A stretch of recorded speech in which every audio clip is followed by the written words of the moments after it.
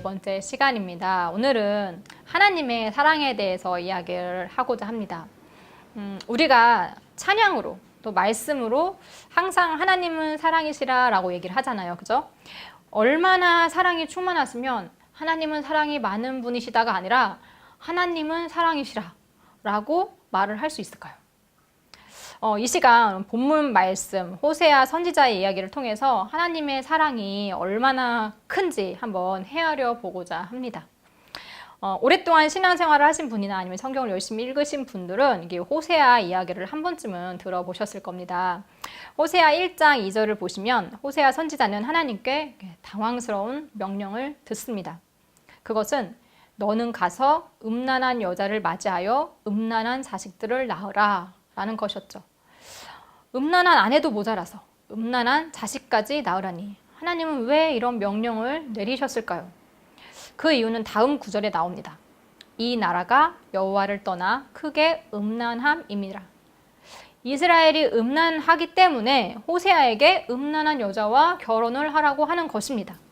이해가 안 되는 명령이죠. 때때로 하나님은 선지자들이 이렇게 말로만 하나님의 말씀을 선포하는 것이 아니라 행동으로 또는 삶으로 직접 보여주도록 하십니다. 호세아가 그 중에 한 경우겠죠. 얼마나 사람들이 하나님의 말씀을 알아듣지 못하면, 못 알아먹으면 직접 눈으로 보게 하실까요? 아무튼 우리는 호세아의 이 결혼 생활을 통하여서 하나님과 이스라엘의 관계를 유추해 볼 수 있습니다. 하나님을 호세아로 또 이스라엘 백성을 호세아의 아내인 고멜에 대입해서 말이죠. 호세아의 이야기는 우리가 하나님의 마음을 100% 다 알 수는 없겠지만 호세아를 통해서 추측이라도 해볼 수 있도록 돕기 위한 시청각 자료라고 보셔도 될 것 같아요. 호세아는 하나님 말씀에 따라서 음란한 여인과 결혼을 합니다. 그리고 호세아와 결혼한 그 고멜은 자녀들을 낳았습니다. 아들, 딸, 아들 이렇게 낳았어요.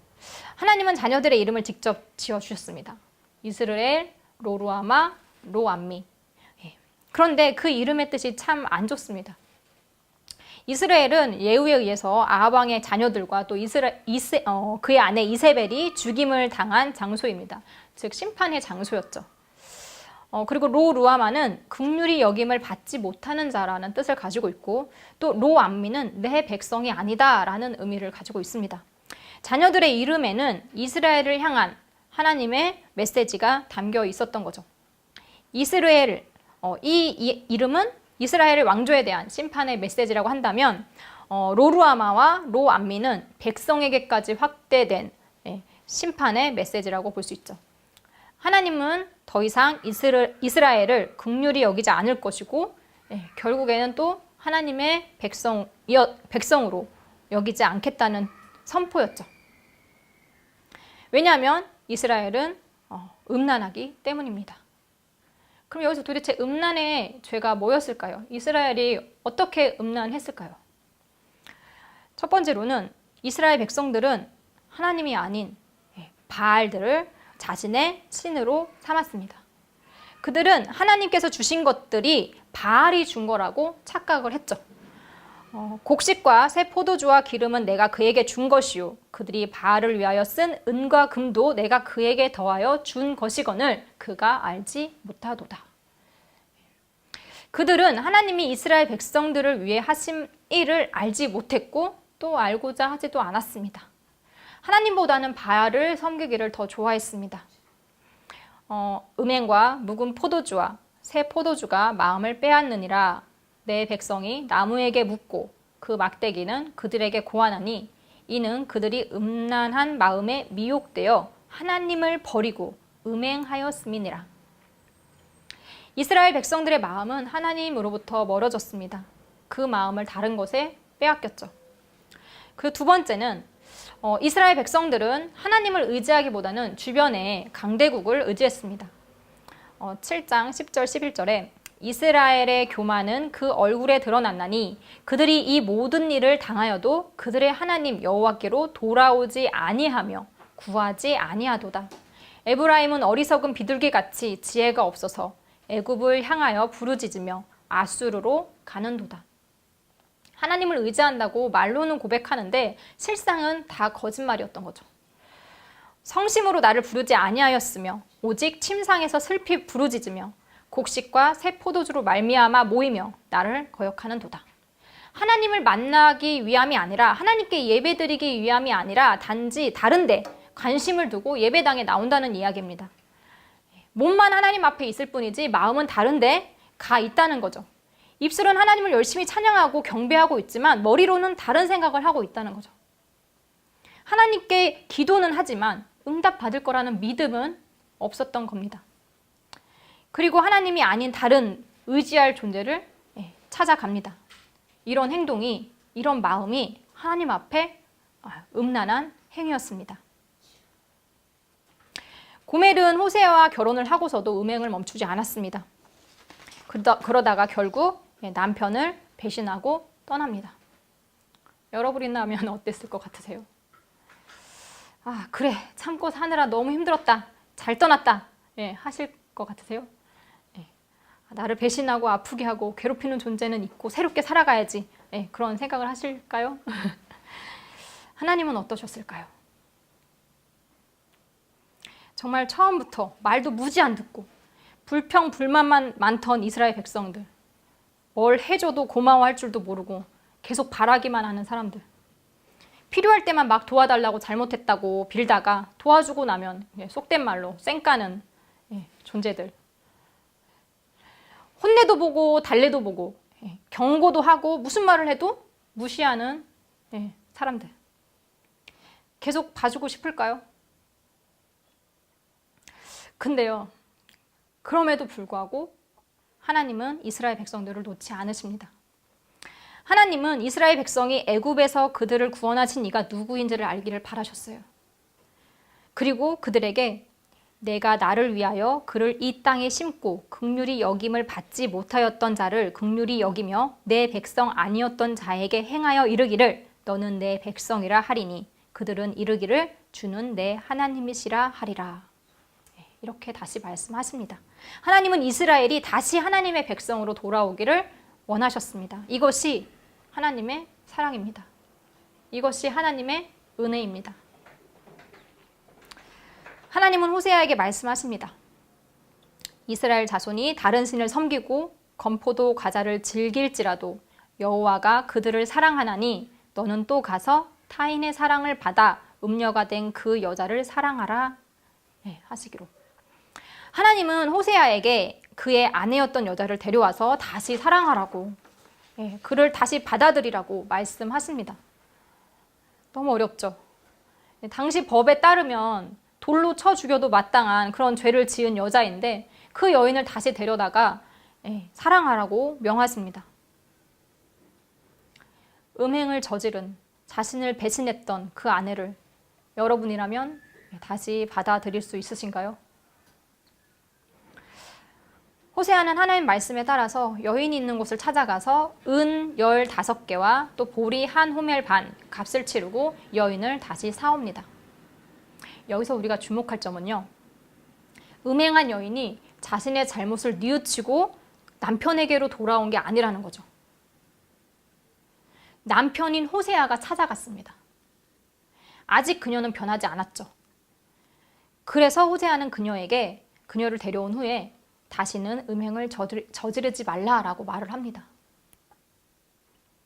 우리는 호세아를 통해서 하나님의 마음을 헤아려 볼 수 있을 겁니다. 이스라엘 백성들은 여전히 음행을 저지르고 있고 여전히 회개할 마음도 없어 보이지만, 변할 기미도 전혀 보이지 않았지만 하나님은 그들을 버리지 않으시고 하나님의 백성으로 다시 붙드셨습니다. 이런 하나님의 한량없는 은혜가 사랑하는 마음에 와 닿으신가요? 혹시 그 사랑이 너무 커서 아직 실감이 안 나시나요?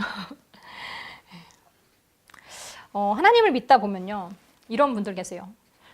제가 너무 커서 과연 하나님이 이런 나라도 사랑을 해주실까? 사랑 안 하실 것 같은데, 이렇게 고민하시는 분들도 있고, 또 하나님 말씀대로 살지 못해서 혹시 하나님이 내가 하나님 말씀을 지키지 않아서 나를 외면하시지는 않을까? 하면서 이제 불안해, 걱정해 하시는 분들이 계세요. 나는 이미 구원받기 늦었어. 이미 베린 몸이야. 그냥 이렇게 살다 죽을래. 이렇게 생각하시는 분들도 가끔 계십니다. 이런 분들은 아셔야 합니다. 하나님은 이기적인 우리와 같은 분이 아니십니다. 하나님을 우리의 잣대로 재면 안 되겠죠. 하나님이 우리를 사랑하시는 것은 우리가 하나님 앞에 좋은 일을 많이 해서 모든 율법을 다 100% 지켜서가 아닙니다.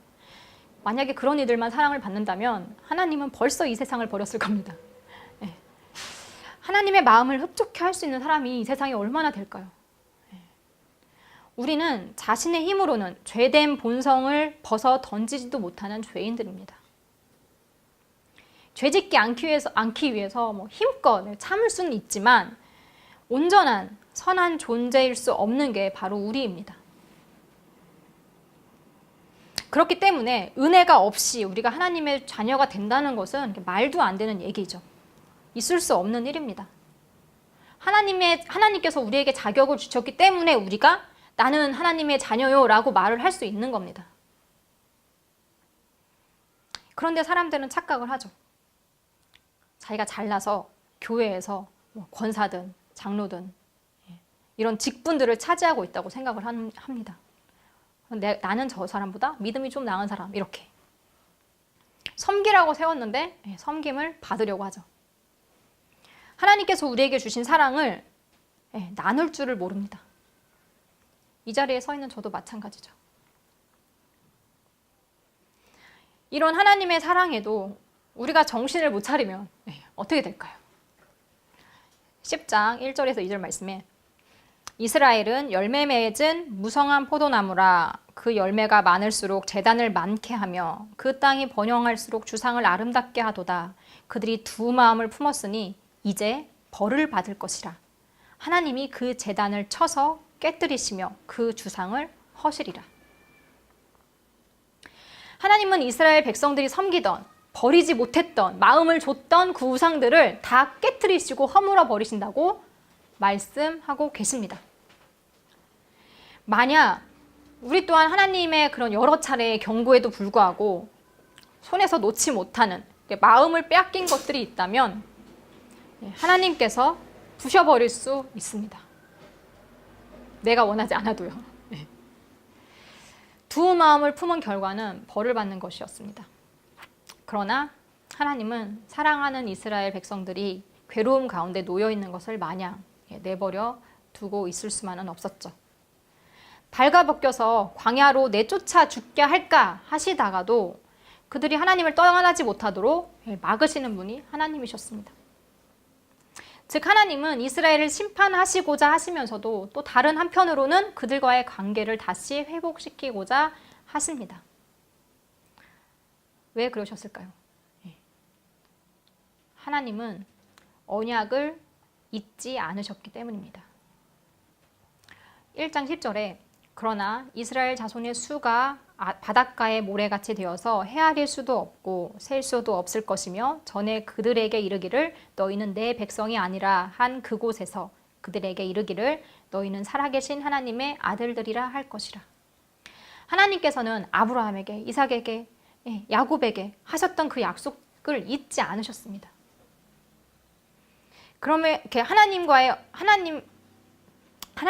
언약을 저버리고 또 배신을 밥 먹듯이 하는 그 이스라엘 백성들과 그럼에도 불구하고 그들을 사랑으로 품어주시는 하나님의 은혜는 너무 대조가 되죠.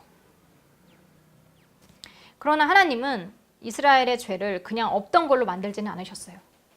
그들은 여전히 진실된 회개를 하지 않고 있기 때문에 하나님은 그들을 기다리십니다. 3장 4, 5절에 이스라엘 자손들이 많은 날 동안 왕도 없고 지도자도 없고 제사도 없고 주상도 없고 에봇도 없고 드라빔도 없이 지내다가 그 후에 이스라엘 자손이 돌아와서 그들의 하나님 여호와와 그들의 왕 다윗을 찾고 마지막 날에는 여호와를 경외함으로 여호와와 그의 은총으로 나아가리라. 이스라엘은 나라를 잃고 예배도 드리지 못하는 상황에 처하게 됩니다. 이스라엘은 그들이 의지했던 그 아수르에 의해서 포로 생활에 들어가게 되죠. 하나님이 주신 땅에서 젖과 꿀이 흐르는 그 땅에서 쫓겨나서 고향을 그리워하며 살게 됩니다. 그들은 고난의 시간을 통해서 진정한 회개를 할 수 있을 겁니다. 몸만 하나님께로 돌아오는 게 아니라 마음까지 온전히 돌아올 것입니다. 그런 후에 그들은 하나님의 은혜 가운데 살아갈 수 있게 될 것입니다. 여러분은 이스라엘 백성들과 다르다고 생각하시나요?